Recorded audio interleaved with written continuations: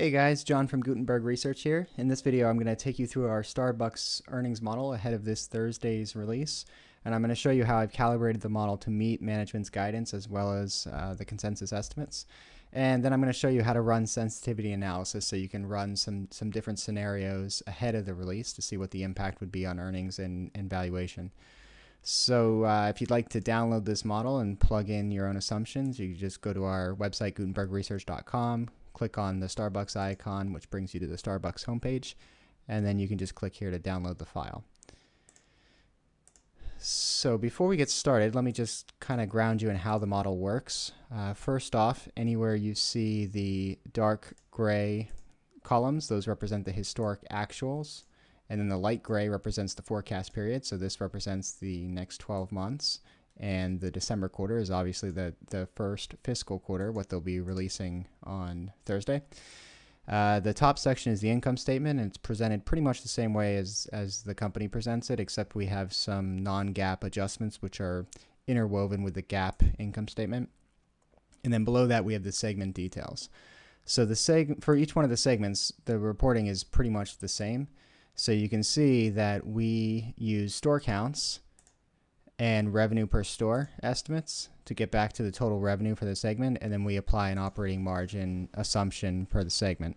And then we do that for each one of the segments, and all of those assumptions feed into the income statement up above. So you really don't have to make any assumptions in the income statement directly. You make all the assumptions down below in the segment details.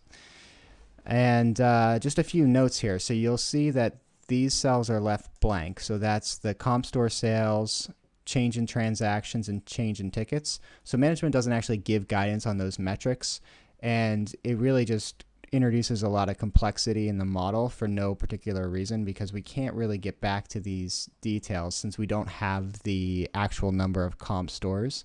So it's a common issue with retail. So comp store sales is probably the most important metric for retail companies. But the problem is that comp stores are usually involve the revenue per store that's been open for the last 12 months. And since you don't have that store count, it's impossible to validate back through history. So management doesn't usually give that information out, which makes it very difficult. And then with SBUX, there was a recent change in their rewards program, which is causing some variability in these metrics anyway. So what they did is prior to the fourth quarter, the rewards program was based on frequency of visits. So people would split their orders and swipe their card multiple times. Now it's based on total ticket amount. So they're now consolidating orders, and they're seeing this dislocation between the transaction counts and the ticket amount. So you can see that comp store sales in the Americas region, for example, was up for the September quarter, but the change in transactions was down and the ticket amount was up. And that's really just a function of the change in buying behavior since they changed the reward program. So even if we did have this, these numbers would be going all over the place anyway, so it wouldn't really help.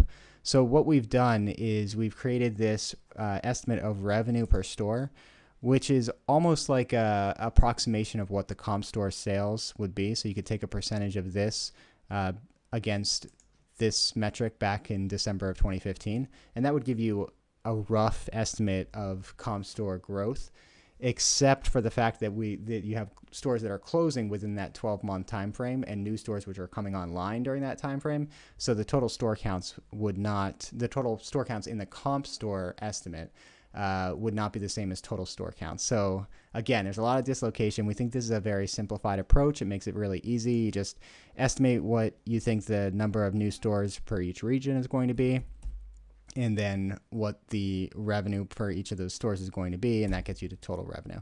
So there are a lot of different ways of slicing and dicing this, but this is probably one of the easiest ways. So that's how the Americas segment works, and all the segments work the same way. And then in terms of how we get back to management's guidance, they don't actually put the guidance in the press release any longer, but they talk about it on the conference call. So I've already extracted that from the conference call transcripts. So you can see in my comments here, I've already included management's guidance. So for the Americas region, they expect to have 800 new stores in 2017. And I just split that new store count evenly throughout the year. And then they also give guidance for operating margin for the segment. So they said it should be flat to up slightly versus the prior year. So you can see I've got it modeled at flat. So full year 2016 operating margin for the Americas segment was 25.3%, and that's what I'm modeling for next year. And also, as we go through this, keep in mind that this is our consensus-based version of the model. So I try to keep these metrics in the consensus-based version in line with management's guidance and the consensus estimates. But I myself have a different view on the company, which I put just below the consensus base. I put my own assumptions here. And so if you'd like to see my views on the company, you can download my model and you can see my little summary of why I think that the stock is worth, more than what it is now, essentially is what it comes down to. And then you can also plug in your own assumptions into the model, and I'll post it here with mine, and people can vote your model up or down. So if you want to see your model at the top, you can have all your friends vote your model up. So back to the consensus-based version of the model. So you can see we split the store counts throughout the year, and we have operating margin in line with management's guidance. Now I've done the same thing for each region. So you have Europe here, same thing. Store counts are expected to be 300, so I split that through the year, and operating margin is supposed to approach 15%. So I have it going from 13.5% in 2016 to 14.8% in 2017. And then for China Asia Pac, they're expected to add 1,000 new stores in 2017. So that's where a significant amount of the growth is coming. And also with good reason, because the operating margin is so strong in China. So again, split evenly throughout the year. And I have the operating margin increasing to 21.9%. So management's guidance was for moderate increase. So your definition of moderate might be a little bit different than what management's definition is. So feel free to put your own assumption in there. And also keep in mind that in general, the guidance and tone of the call was that the first half of the year was going to be a little bit weaker than the second half. Obviously, there's some strong seasonality in the December quarter. So the revenue estimates are a little bit higher there in general. But you can see here in China that I have the operating margin increasing in the second half of the year, and staying relatively consistent with the first half of 2016 in the first half of 2017. After that, we have channel development. They give guidance of moderate improvement, so I have 20 basis point improvement in operating margin there. And then from there, we just have to make some assumptions about the the other expenses. So this is interest and other income as a percentage of average debt. We have to put an assumption in for effective tax rate and changes in share counts. And that completes the income statement. So the only other thing is there's some small non-GAAP adjustments related to SBUX Japan amortization of acquired intangibles, which I've estimated at the bottom. All of that information feeds up into the top here. You can see that using management's guidance, I was able to get back to the consensus estimates for revenue for the next 12 months, and that's indicated with these orange cells here. And I was also able to get back to management's guided range of EPS between 212 and 214 for the full year of 2017. So essentially what this is saying is that the consensus estimates are in line with management's guidance headed into this release. And as soon as the results come back on Thursday, you can either download this model and update the results for the December quarter yourself, and then plug in the new guidance if it changes for the full year 2017, or check back and I'll post another video with the updates to this model later that evening. So definitely check back for that.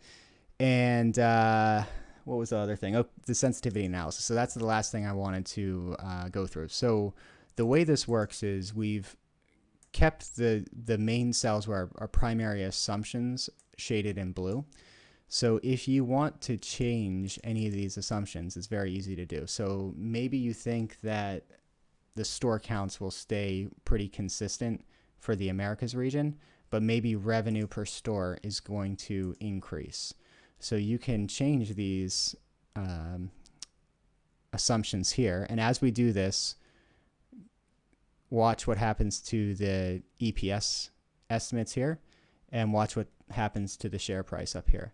So maybe we'll go with 300,000 per store in revenue in the first quarter, and maybe 250,000 in the second quarter, 300,000 in the third quarter, and maybe let's go up to 400,000 in the fourth quarter. So we were at $2.14 in EPS for the full year of 2017 prior to those changes. Now we're up to $2.60, and the price target changed as well. Actually, I didn't check what that was. So it was 65 using a 50-50 weighting of our price earnings multiple base valuation and DCF base valuation. So it was at 65. And then when I made just those changes to revenue just for the Americas segment, it went up to 71. So you can see how you can run some sensitivity analysis. You could also change the operating margin. Obviously, if you had a higher revenue base, you probably would want to increase the operating margin as well. I'm going to undo this for now. And you can do the similar type of thing for all of the segments too. So it's pretty easy to see how the earnings and valuation could change based on different changes in these assumptions here. And you can also see how sensitive this model is. So definitely download the model, check it out for yourself, and let us know what you think. Thanks for watching, and good luck with the rest of earnings season.